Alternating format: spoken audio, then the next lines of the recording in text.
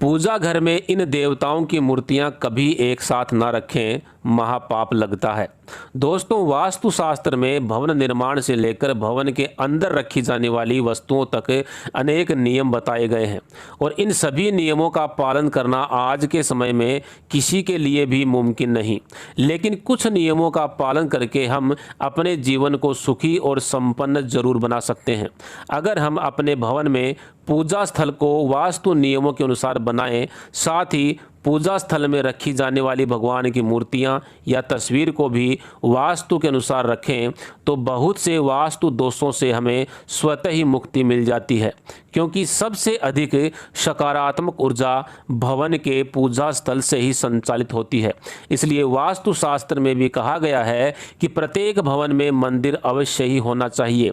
यदि मंदिर बनाने के लिए पर्याप्त जगह उपलब्ध नहीं है तो छोटा सा पूजा स्थल तो अवश्य ही बना लेना चाहिए, लेकिन बनाते समय दिशा का भी खास ध्यान रखना आवश्यक है। वास्तुशास्त्र कहता है कि भवन के अंदर पूजा स्थल का निर्माण सदैव ईशान कोण में ही करना चाहिए। ईशान कोण में बनाया गया पूजा स्थल अधिक लाभदायी और मंगलकारी होता है। इसके अतिरिक्त पूजा घर से संबंधित अनेक ऐसी महत्वपूर्ण बातें हैं जो वास्तुशास्त्र में विस्तार पूर्वक बताई गई हैं, जैसे पूजा स्थल में देवी देवताओं की कितनी मूर्तियां होनी चाहिए और किन देवी देवताओं की मूर्तियां पूजा स्थल में एक साथ नहीं रखनी चाहिए, पूजा घर में कौन से देवी देवताओं की मूर्तियां नहीं होनी चाहिए। इस विषय पे महत्वपूर्ण जानकारी हमें वास्तुशास्त्र से मिलती है। आज इस वीडियो में हम आपको इन्हीं महत्वपूर्ण विषयों पर जानकारी देने वाले हैं, अतः वीडियो को ध्यान से अंत तक पूरा अवश्य देखें और कमेंट में हर हर महादेव अवश्य लिखें। पहला नियम, पूजा घर में मूर्ति की स्थापना इस प्रकार की जानी चाहिए कि पूजा करते समय व्यक्ति का मुख ईशान कोण या उत्तर पूर्व दिशा की ओर होना चाहिए। दूसरा नियम, पूजा घर को कभी भी रसोई घर में नहीं बनाना चाहिए। इसके पीछे शास्त्रीय कारण यह है कि रसोई घर में उपयोग की जाने वाली वस्तुएं जैसे मिर्च, मसाला, नमक आदि मंगल ग्रह की प्रतीक वस्तुएं हैं और मंगल ग्रह का वास भी रसोई घर में माना जाता है। हमें पूजा करने के लिए अपने मन को शांत रखना होता है। शांत मन से ही की गई पूजा पूर्ण फल देने वाली होती है। इसलिए रसोई में पूजा घर होने से हमारा मन मंगल के उग्र प्रभाव में आता है, जिस कारण हमारा मन पूरी तरह से पूजा में नहीं लग पाता। अतः रसोई घर में मंदिर बनाने से बचना चाहिए। साथ ही हमें अपने बेडरूम में भी पूजा घर नहीं बनाना चाहिए और अगर बेडरूम में पूजा घर बनाना ही पड़े तो रात के समय मंदिर को पर्दे से ढक देना चाहिए।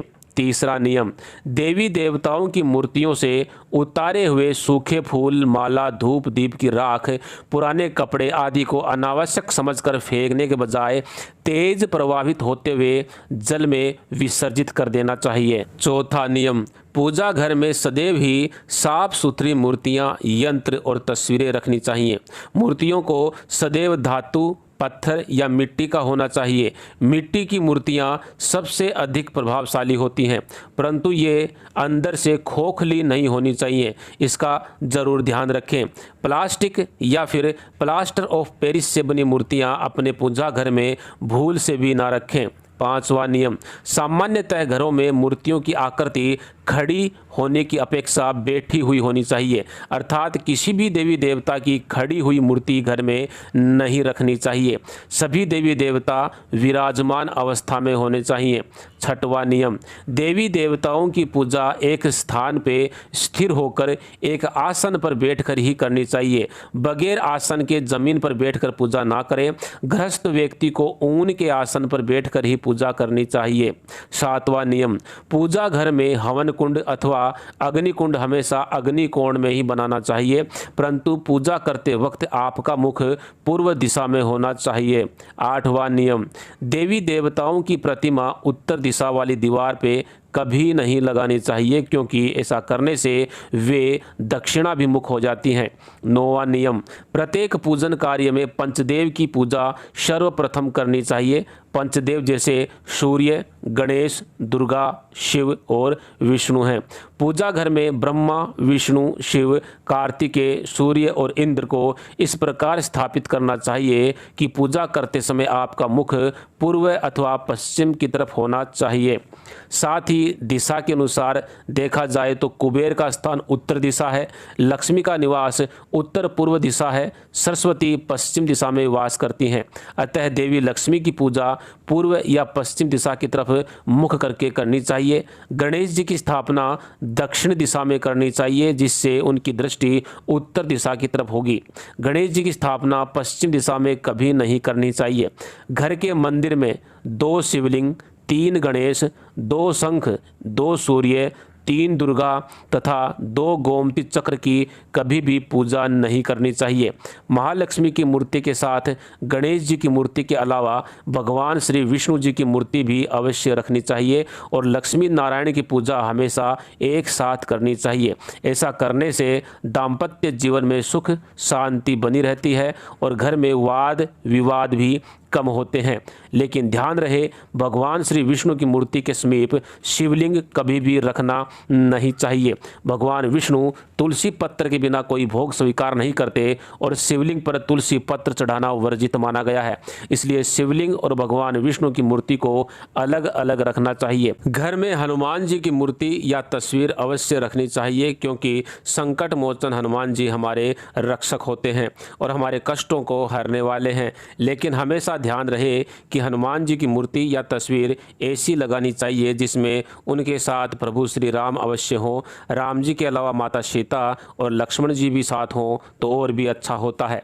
घर के पूजा स्थल में कभी भी भैरव जी, माता काली और शनिदेव, इन तीनों की मूर्तियां नहीं होनी चाहिए, क्योंकि इनको अत्यंत उग्र स्वभाव का माना जाता है। इनमें से सदैव ही तीव्र ऊर्जा निकलती रहती है, जिसका प्रभाव हमारे मन पे पड़ता है। इनकी पूजा विधि बहुत ही कठिन है और साथ ही कठोर नियमों का पालन भी करना पड़ता है। साधारण मनुष्य इन नियमों का पालन नहीं कर पाते हैं, अतः इन मूर्तियों को घर के मंदिर में रखना वर्जित माना जाता है। भगवान श्री कृष्ण राधा रानी के बिना अधूरे होते हैं, अतः पूजा घर में सदैव ही भगवान श्री कृष्ण की मूर्ति के साथ राधा रानी की मूर्ति अवश्य ही होनी चाहिए। इसी के साथ ही लक्ष्मी नारायण, शिव पार्वती, सीताराम, इनकी एक साथ पूजा करने से कई अधिक गुणा फलों की प्राप्ति होती है। तो अगर दोस्तों आपको ये जानकारी अच्छी लगी हो तो वीडियो को लाइक करें, शेयर करें, साथ ही चैनल को सब्सक्राइब करके बेल के बटन को अवश्य दबाएं और कमेंट में हर हर महादेव लिखना बिल्कुल ना भूलें। धन्यवाद।